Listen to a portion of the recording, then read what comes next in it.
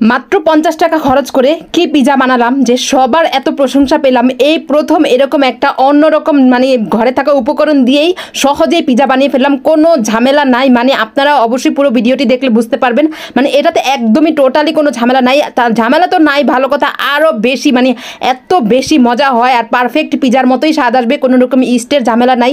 আমি কিন্তু বানানোর আগে আমার রান্নাঘরটি একটু গুছিয়ে নিলাম, কারণ যেহেতু বৃষ্টি আসে, তো বৃষ্টি আসলে সব কিছু ঢেকে ঢুকে রাখতে হয়, তো সব কিছু পরিষ্কার করে আমার রান্নাঘরে আসতে হয়। তো ওরা আমাকে অনেক হেল্প করলো। তো এর জন্য আমার কিন্তু এই যে 20 টাকা দামের যে ছোট্ট একদম মিনি যে আমরা পাউরুটিগুলো প্যাকেটগুলো বিক্রি করেন না, সেগুলোই কিনেছি। আর আমি 2টো ডিম নিয়েছি, চাইলে একটা ডিম দিতে পারেন, আমি 2টো ডিম দিয়েছি। তো চাইলে একটা ডিম দিলেও পারফেক্টভাবে এটা হবে। তো পাউরুটিগুলো এরকম আমি ছিঁড়ে ছিঁড়ে নিচ্ছি। বিশ্বাস করেন, যদি মানে ট্রাই না করেন তাহলে বুঝবেনই না যে এত সহজ আর এত মজা পিজা হয়। বাচ্চারা বিশেষ করে যদি এরকম কিছু খেতে চায়, পিজা বা স্যান্ডউইচ এরকম একটা কিছু খেতে চায়, তাহলে কিন্তু এভাবে পিজা বানিয়ে বাচ্চাদের সামনে প্রেজেন্ট করতে পারেন। আর আমি কিন্তু খুবই সহজ রেসিপি ট্রাই করি সবসময়, এবং যাতে সুস্বাদু হয়, মজা হয়, সেরকমই ট্রাই করি। তো 2টো ডিম নিয়েছি, এখন আমি কাঁটা চামচ দিয়ে এগুলো একটু গলিয়ে গলিয়ে নিব। আমার এই রেসিপিটা ভালো লাগলে অবশ্যই আমার চ্যানেলটিতে একটি সাবস্ক্রাইব করে দিবেন, এটা আপনাদের কাছে অনুরোধ। এত কষ্ট করে ভিডিও বানাই। আর অবশ্যই আমার পেজে লাইক দিবেন, ফলো দিবেন, কমেন্ট করবেন কেমন হয়েছে আমার আজকের রেসিপিটি। তারপরে একটু চিনি দিয়ে দিয়েছি, একটু পরিমাণ মতো লবণ দিব। আর বাচ্চাদের যদি ঝাল খাওয়ানো শেখানো না যায় তাহলে কিন্তু আরও বেশি ভালো। এর জন্য আমি কিন্তু কয়েকটা কাঁচামরিচ দিয়েছি। ওরা তো একদমই ধরতে পারবে না যেটাতে আমি কাঁচামরিচ দিয়েছি। এভাবেই কিন্তু টুকটাক চালাকি করে বাচ্চাদের ঝাল খাওয়ানো শেখানো যায়, যাতে ওরা বড় হলেও কিন্তু কোনো রকম কোনো মানে আমরা যে সাধারণ তরকারি রান্না করি না, খেতে সমস্যা না হয়। তারপর ভালো করে একটু একটু করে পানি দিয়ে গলিয়ে নিয়েছি, তারপর কিছুক্ষণ রেখে দিয়েছিলাম। তারপর একটু তেল দিয়েছি, ফ্রাই প্যানে তেল দিয়ে এভাবে আমি একটু মানে ভালো করে সমান করে দিচ্ছি, চারপাশে একটু ঘুরিয়ে ঘুরিয়ে সমান করে দিচ্ছি। মানে এটা এত বেশি মজা, যদি একবার ট্রাই করেন তাহলেই বুঝবেন। কোনো ইস্ট লাগে না, কোনো কিছু লাগে না, একদম ঝামেলা ছাড়া এই পিজা ঘরে থাকা উপকরণ দিয়ে জাস্ট 50 টাকা খরচ করতে হবে কি ডিম আর পাউরুটিটার জন্য।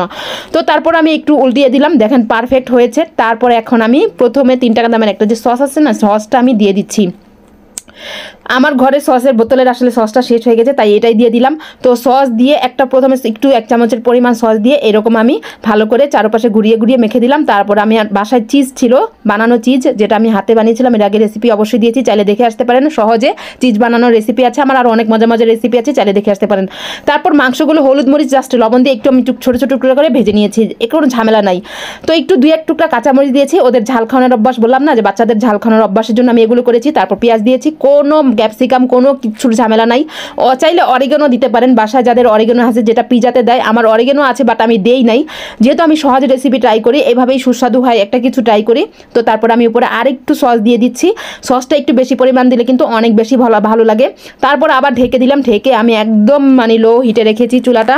তো যাই হোক, এখন পারফেক্টভাবে হয়ে গেছে। আমি আমার সামনে যে এসেছে তাকেই খাওয়াইছি, সবাই, আমার চাচি, আমার যে কাকি বলি, তো সিনথিয়া, আমার চাচাতো বোন, আমার বাসার সবাই মানে খুব মজা করে সবাই একটু একটু করে খেয়েছি। কারণ আমি প্রথম বানিয়েছি, একটু কম বানালাম, তারপরে আমি একটু বড় করে বানাবো, আরও বেশি করে বানাবো, যেহেতু খুবই সহজ, কম খরচে হয়ে যায়।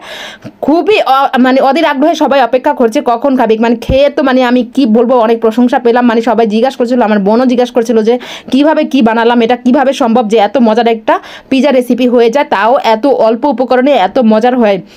কেমন হয়েছে মানে আজকের রেসিপিটি অবশ্যই কমেন্ট করে জানাবেন, একবার হলে ট্রাই করবেন। এবং সবাই ভালো থাকবেন, সুস্থ থাকবেন, স্বপ্নের পথে পাশে থাকবেন, আমি যাতে নতুন নতুন রেসিপি নিয়ে আসতে পারি। আল্লাহ হাফেজ।